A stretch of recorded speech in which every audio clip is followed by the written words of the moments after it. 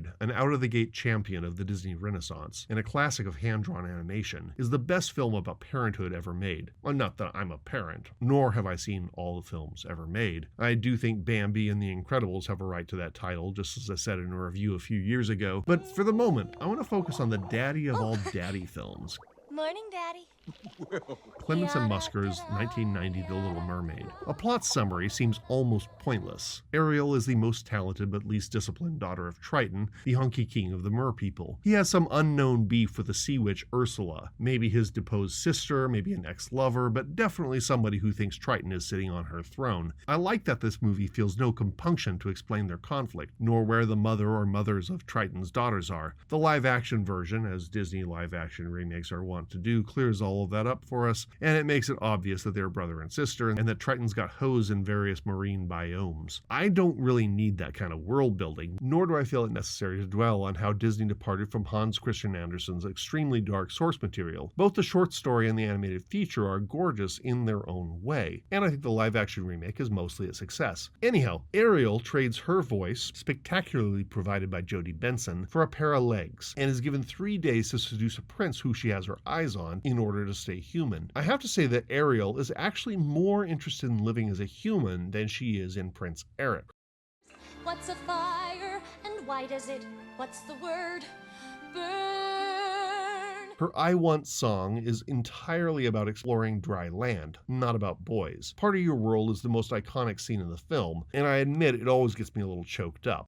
Ariel regularly risks her life to acquire more thingamabobs and dinglehoppers, and her friendships with Scuttle and Flounder revolve around her collection. Eric muddies these waters, if you'll excuse the pun, by giving Ariel a specific land dweller to pin her hopes on. She's smitten with him, but her list of I wants doesn't really change. The Tour of the Kingdom montage is the film's other best sequence. Ariel lives out every single one of her fantasies. She walks on a street, she sees fire, she dances, she's around humans, she dives recklessly into her dreams. Kissing Eric is just a nice bonus that'll make her dreams permanent. Not trying to say that she's even slightly insincere, but that Eric is not just a hot guy, he's a symbol of everything she's always dreamed of. Now, getting back to the topic. Triton, and Ariel's other father figures, Horatio, Thelonious, Ignatius, Crustaceus, Sebastian!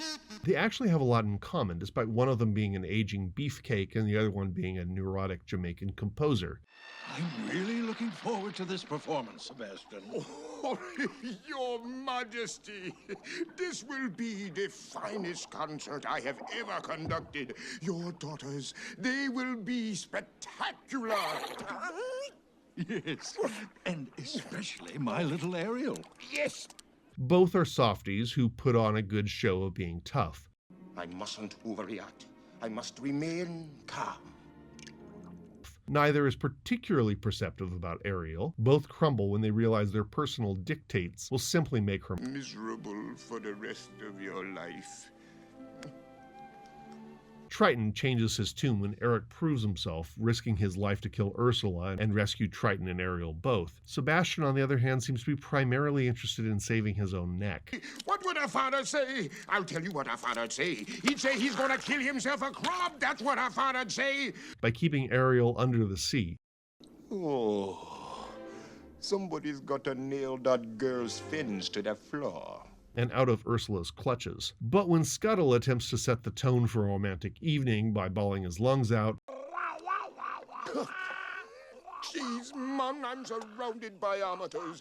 Sebastian's artistic pride could take no more, and he becomes Ariel's strongest advocate, leading the delightfully seductive musical number Kiss the Girl. The animation, where animals and reeds produce a symphony, heralds back way back to the old mill, Disney's best silly symphony, and what was surely an inspiration for those who worked on this movie. To a teenager, which I was when this came out, Triton comes off as a tyrannical bully. As an adult, it's obvious that he recognizes Ariel's obsessions are dangerous, and frankly, they're just as irrational as his own disciplinarianism. As an adult, Ariel seems reckless with her desires, to the point that she risks the lives of Flounder, Eric, herself, and her father. She just barely saves Sebastian from a cook. But come on, she's 16. Bad driving, passionate romance, and combative relationships with adults, there were everyday events in those teen years. What Ariel has going for her, besides her talent, which she sacrifices, and her good looks, which she seems oblivious about, is the same enthusiastic naivete that nearly gets her killed on a daily basis. It's pretty clear that Triton has a favorite daughter, and he is the cruelest to the one he wants most to protect. Like many parents, his image of what Ariel is and can be doesn't match reality. He's expecting a girly leader of the show choir. She's trepidatious.